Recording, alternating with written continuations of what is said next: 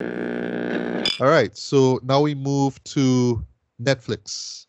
And Ashton, you have three Ah, shows boy, to this is talk where I about. live. I Yes, live in the this is where you Netflix live. realm of life. Yes, you do. Yes, you do. Right. So yes, take it away. Three Netflix recommendations. Yeah. Alrighty. Hey guys, Unquestionable Nerd here, Ashton. So I'm here to talk about three Netflix programs that I believe are worth your time. Stop. Well, the first one is a hot take because it's Dota. And if y'all didn't Right. That know, would be Dota Dragon's Blood season 2. season Ricardo two. and I we talked about the first season. Right. Liked it. Didn't love it. Yeah. It once again was feeling like no disrespect, it's the Castlevania approach to Netflix animated series where we have to be really dark and Eurocentric and all that kind of stuff. uh, you know what I mean? It was like that. It was like that. But but then again, at least in my case, I am not familiar with Dota at all, so I just went in blind, and it just was what it was, right? But I was surprised that we got a season 2, and I actually heard great things about season 2, man. But yeah, take it away. Well, this is the thing with Dota. Dota is based on a video game, right? Yeah, we know. Defense. Yeah, So, we know. Mm. right.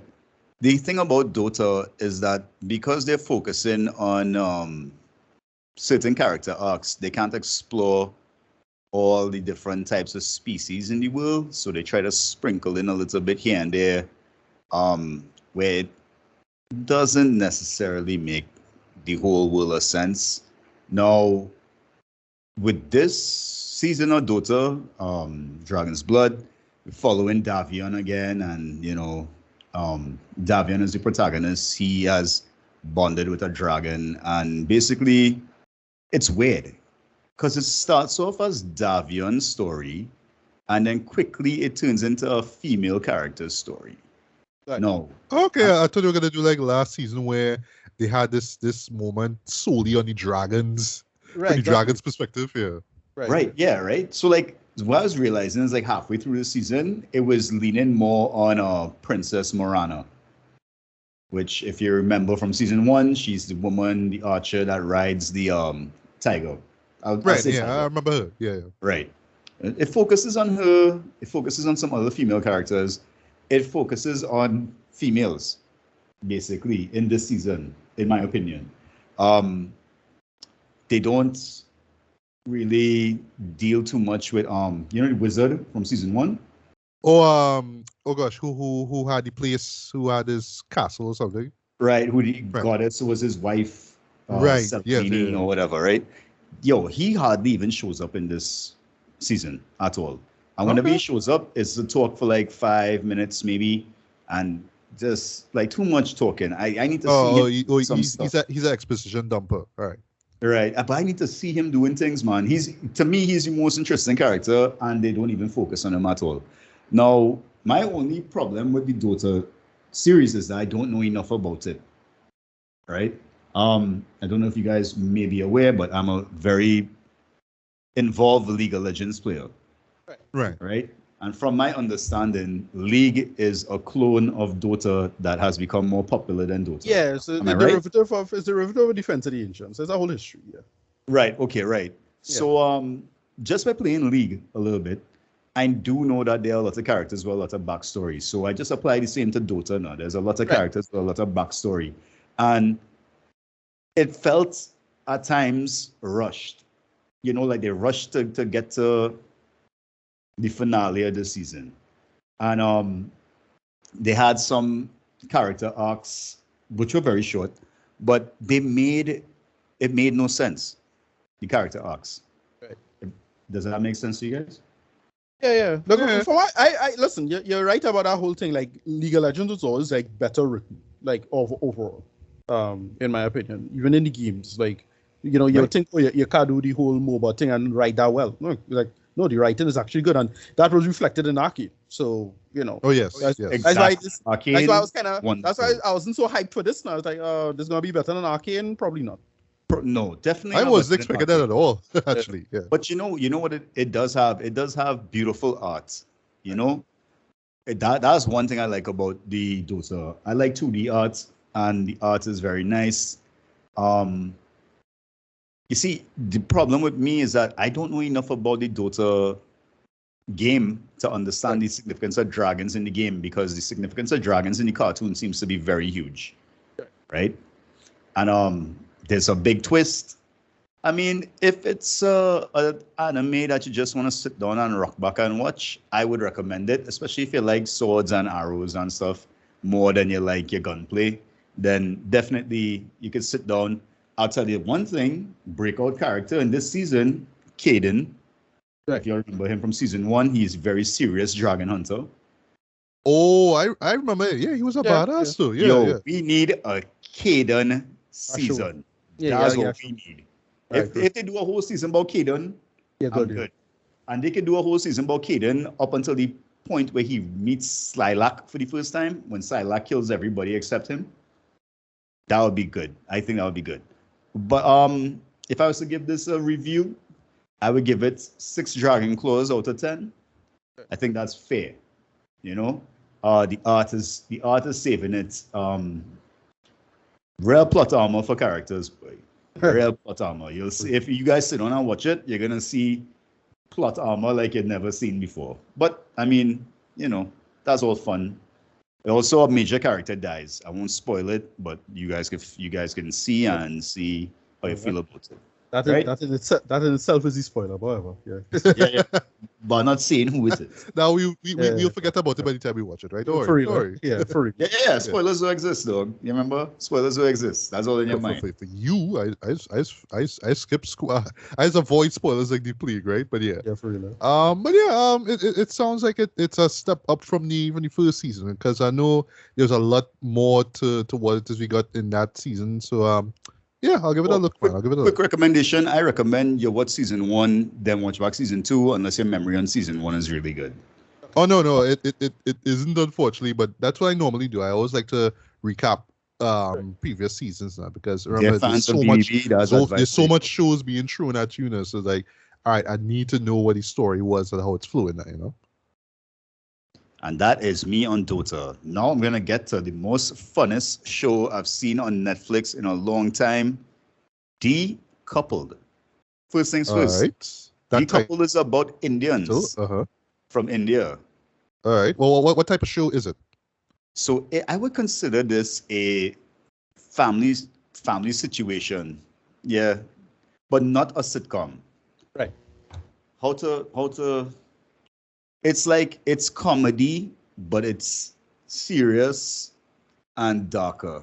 So whatever falls into that category of show will probably fall into this category of show, right? In this show, Decoupled, we're following a couple. The husband is a famous writer in India, or he has, I'm not going to say famous, but he has some sort of fame, right? And his wife is a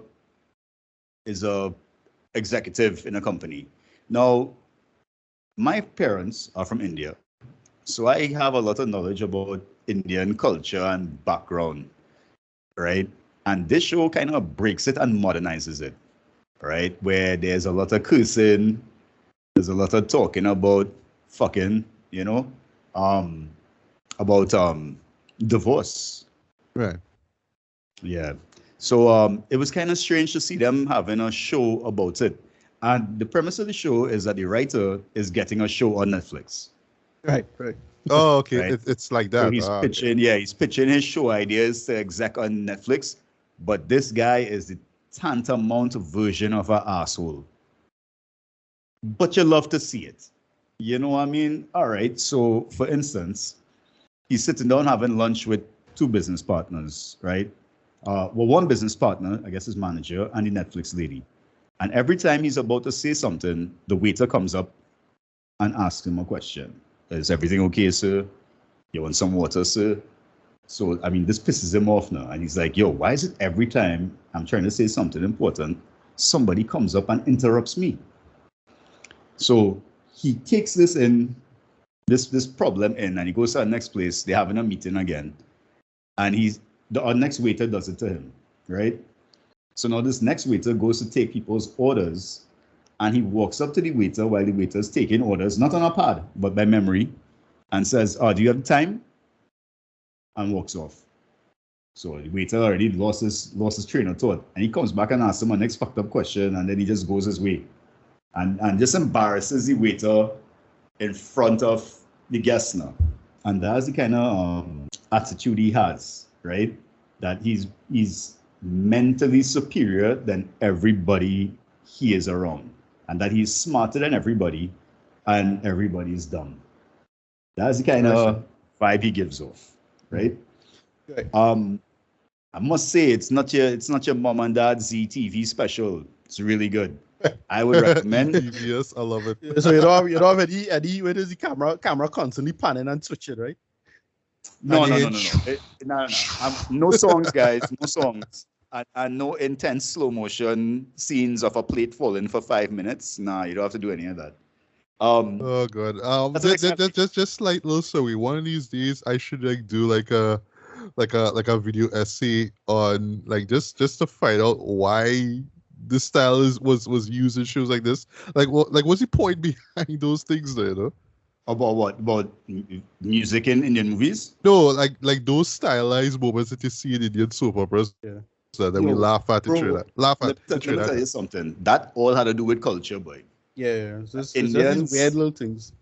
Most East Indian people love drama and they love dramatic things. So there's a hype up. people filming think that if I show a plate falling from multiple angles for 5 minutes while somebody's gasping, it's gonna look dramatic. And That's even worse when they go for a commercial break and then they come back and they do it again. Yeah, and the plate's still fucking falling. Yeah. But that's basically it, right? Like basically basically Indians love their drama and they want to make it as dramatic and overly. To us, it seems overly done. To them, it's perfect. To them, it's exactly what they wanted.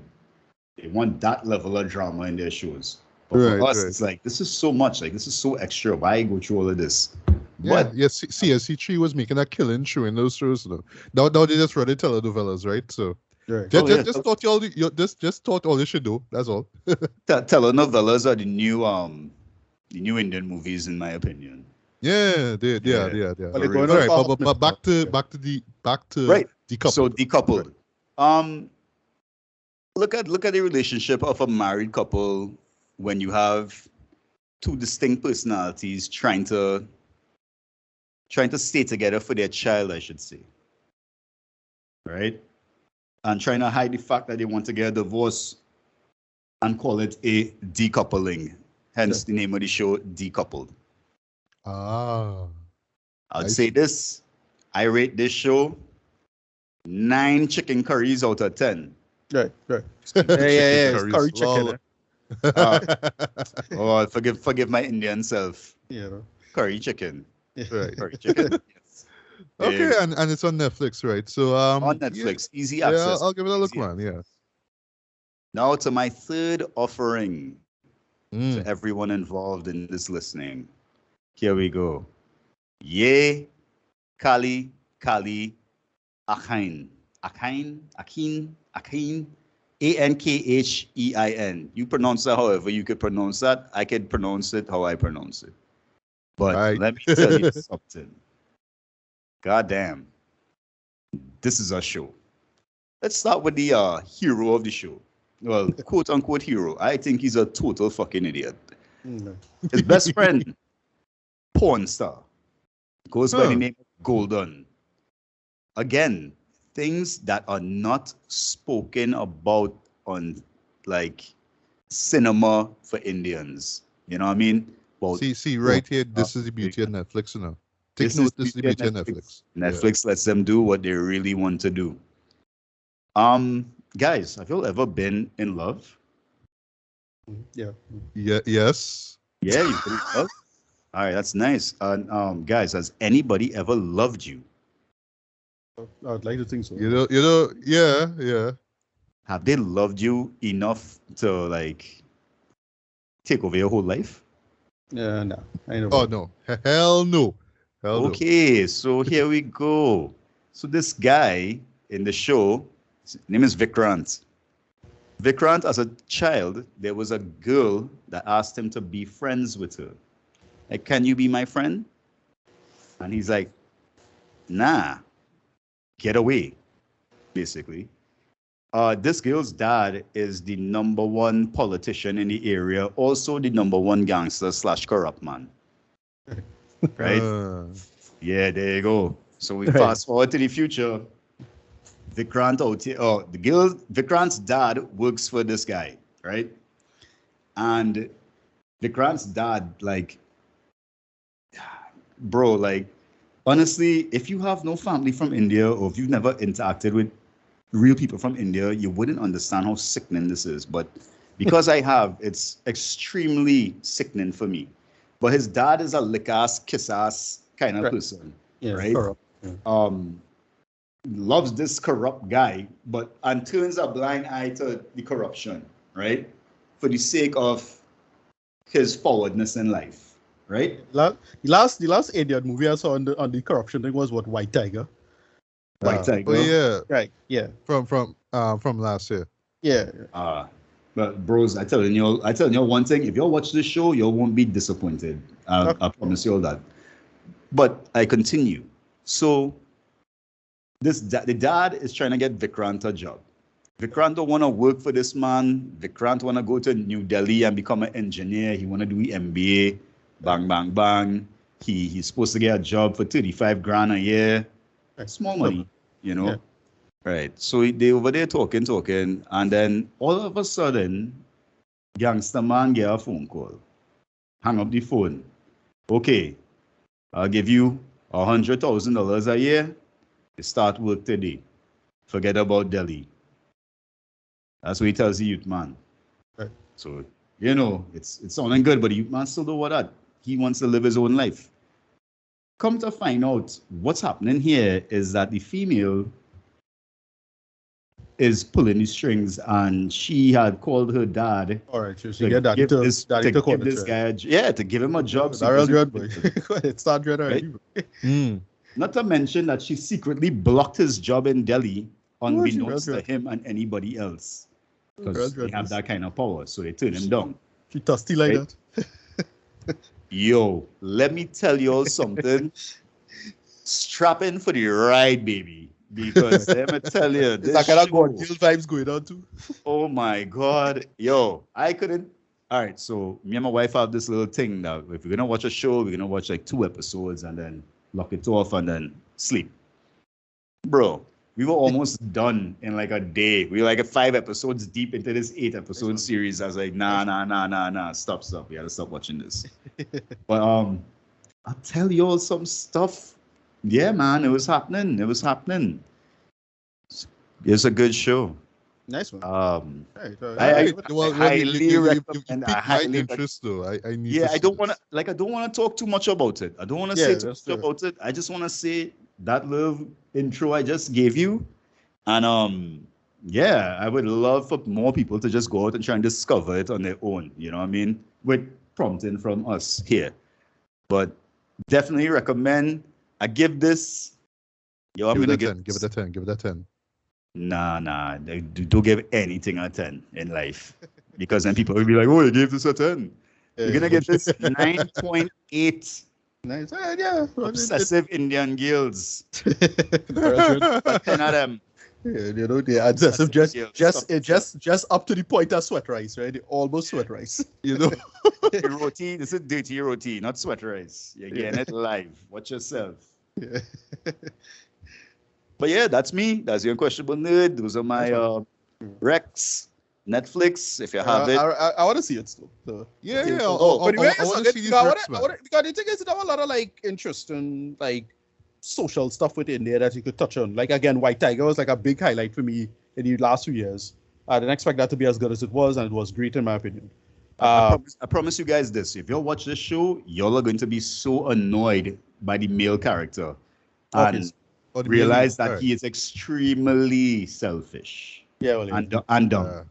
Yeah, that's the drop. That's the normal thing with characters like that. Yo, So I like that aspect of it. It's like, yeah, she clearly could pull strings and manipulate him. That is interesting. You could do that. Like, so I want to hear, I want to really see the proper context of this. I'll give it a chance. Yeah, I kept telling my wife, she's sweet. I don't understand the problem.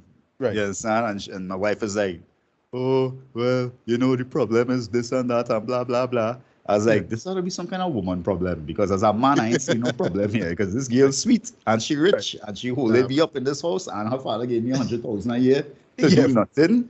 Yeah. I good. Yeah, you think so, but you realize it could be a deeper problem later on. Yeah, the price too high. The price too high. I see. I'll give it a chance. If it's funny, I'll make it work. Wait, the show funny? Like, is it funny? Is it dark comedy or right, kind of like thriller? I would say that there's funny parts, but it's not meant to be funny. Okay. It's not even meant to be a thriller. It's just a show happening. Right. Okay, no problem. I guess it really have to maybe a dramedy. Right. Okay. Right. Yeah, thanks for your recommendations, Ashton. We'll check them out, and who knows? Just seeing it, who knows? Especially that last one might show up in a best of. Right. Might, perhaps. You'll see. It might get an honorable mention for the least. Okay, yeah, but yeah, definitely do. You will check those out, right? So thanks so much, right? And sticking with Netflix one more time, I will close things off with a review of The House, right? I was just okay. So how I stumbled on The House, right? Just talking quickly, right? As I usually do, just pull up. Oh, what's coming to Netflix in each month now, right? So for January, I see this thing called The House, and it's this stop motion animated film. Like, all right, stop motion. All right, I haven't seen a stop motion, anything in a long while, right? A hot minute, yeah. So the last one, I Love Dogs for me. I know, right? I Love Dogs, Yeah. right? And the good thing you bring up, though, Wes Anderson, right? Because the best way to sum up this movie, though, because it is a movie actually, right? It's a anthology. It's 3 stories being told, right? It's like Wes Anderson meets David Lynch. Okay. Or another way I can describe it is if Wes Anderson made a stop motion film for David Lynch, right? This would be kind of shit that he would love. He would love every second of this, though, right? But what it's about, right? It's centered around a house, right? So a house itself is the setting for these 3 stories, right? And it spans like different periods and different characters and whatnot, right? So that's just giving you the cliff notes of each story, right? So the first story centers on this down on the luck British family, right? And they're being told eventually that they have to move to this new house, basically, with the house, the central house, right?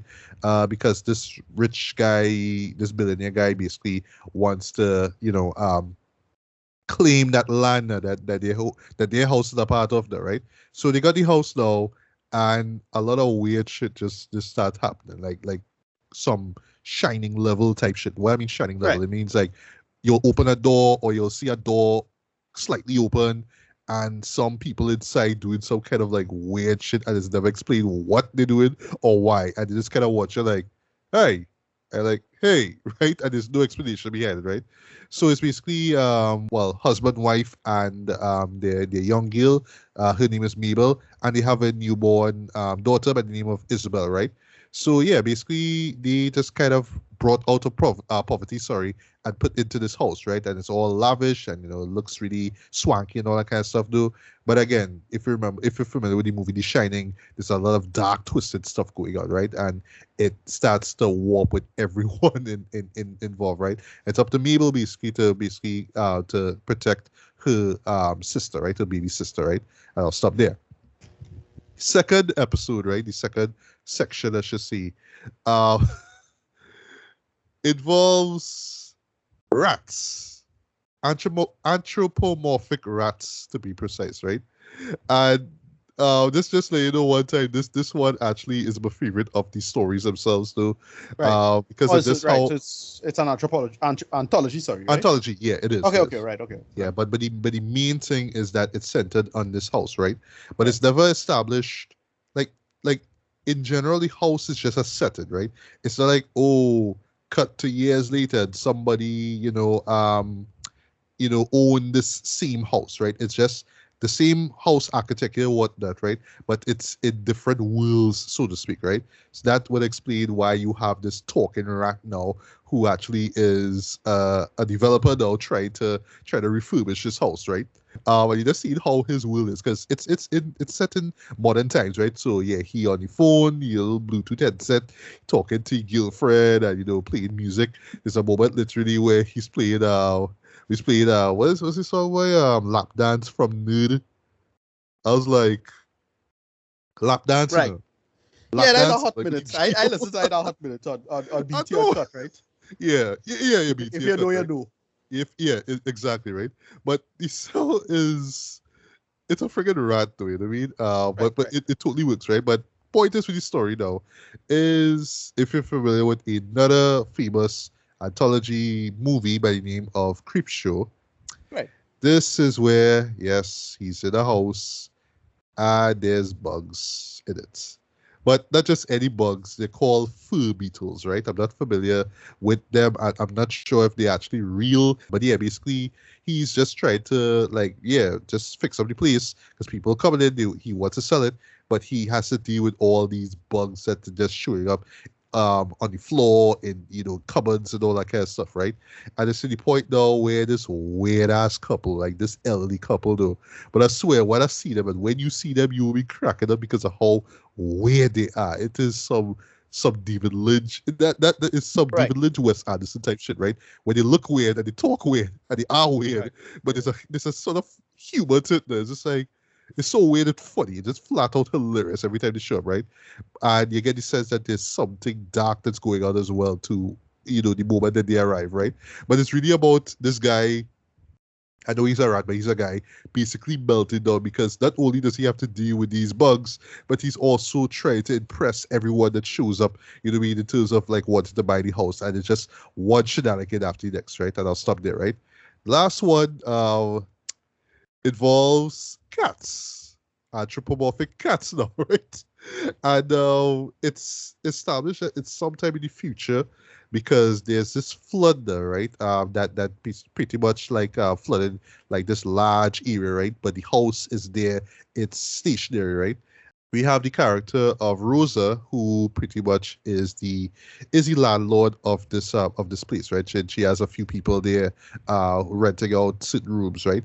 And she's just, well, it's set up that there's some issue with the water. Water is coming out as brown, so she's just trying to fix and renovate the place there. But there's this recurrent, well, there's this team that appears now, whereas like she's just kind of holding on to the past. Basically, she needs to move on. The house itself is starting to show wear and tear, and she needs to move on, like literally move herself from where she's at right now, because literally she's in the middle of this large body of water, basically, right? I.e. the flood. And this kind of she the point is kind of hammered though, where this weird dude by the name of Cosmo shows up, right? um and he is the, okay, I went to Tibet, and I met with the monks there, and I got enlightened, so now I'm coming in, and he's like this hippie guy somewhat, right? And he's doing like the what you call it, boy, the sort of the chant where basically you kind of use your throat in a guttural kind of way, Right. that sort of chant there. Gregorian. How it's done here in this movie is hilarious in my opinion, eh? It's hilarious. Gregorian chants. I want to say that. It's like that, but it's Right. more like I don't even want to try to do it here, right? Matt, if you try, this could get us more subs. Just saying, we could tell them about the song of Matthew, the sub guttural noise. Yeah. Yeah. But that's it. That's some guttural. Again, I wish I knew what it is, but no, I am not going to even attempt it. I know I could get more subs and views, but I'm not even going to try it, right? That's a skill. That's a real skill, right? But yeah, so it's set up that the tenants and this new guy Cosmos are they're just dumb. They're just flat out dumb in like the most ridiculous ways. They just say dumb things and act dumb. This quirky and dumb in their way, right? And of course, the noise Rosa to no end is, she's like, yo, I'm just trying to keep this house afloat, basically, right? But everybody in their own weird way, basically trying to tell her, you need to move on, you need to move, literally, right? You know what I mean? From this place. And I'll stop there, right? So, Just to get this out of the way, yeah, this is, I mean, again, this is a stop motion film, right? And I mean, I am no expert when it comes to films like this, though, but I would say, as far as animation goes, this shit was amazing, though. This was stellar, Right. right? Nice. But it falls within that Wes Anderson route where, especially with the last two episodes where it involves animals, right? Like Isle of Dogs in particular and Fantastic Mr. Fox, where you always have this kind of thing where you always see hairs sticking out from the faces and from the fur and whatnot, like on purpose. Though, it Yeah. always looks kind of off, but it kind of adds to the weirdness of the show, there, right? Where it's Right. always like a hair sticking out. So they do that a lot, right? But yeah, I mean, in terms of just how these characters look, because even the rat, even the cats themselves, right? They just look weird, right? Like purposefully weird, right? Um, Especially that first episode where it's humans, right? You'll probably see a still of it if you do a Google search, if you watch the trailer of it, right? But just the faces of these characters though are so goddamn weird, boy. It's kind of charming in my opinion, right? And one thing that I have to give credit where credit is due is I feel like it's like all like the way how the faces are done, whether it's humans, rats, or cats, right? Especially the mouths themselves, because like the mouths, like you don't even the mouths are like small, like Right. on purpose, right? And I feel like it's done because you could kind of get away with improvising certain lines, or just adding certain inflections in the dialogue. And it's like you have to have the mouth move a kind of way to justify it now. You could just pretty much recite the line basically on the script, and Right. it wouldn't matter what you're seeing on screen because of how small their mouths are and how little their eyes move, right? Yeah. Speaking of voices, the strongest sell with this movie though is the voice acting. Though I thought that the voice acting was fan freaking tastic though across the board. Again, it's British actors, right? But because of how it's not just how authentic the voices are, but how realistic and lifelike they are. I thought it absolutely worked too. It's to the point that it's almost like if you just swap them with real actors, it wouldn't even matter. It's like if real actors were on screen doing this is how they would talk. But the sell is, oh, it's these weird looking characters though. But yeah, the voice acting was top notch short though. Just the mere fact that they kept it realistic, this add to the humor, this add to the weirdness of the show. And yeah, this show is weird AF, boy. And you have to give credit to Netflix for putting out something like this too, because I could easily tell that this was not meant for theaters at all. The style of it, the stories being told, because it's not like any mind blowing story or something that like you need to have a popcorn and a drink while you're watching it, right? It's just story, just weird stories for the sake of weird stories, right?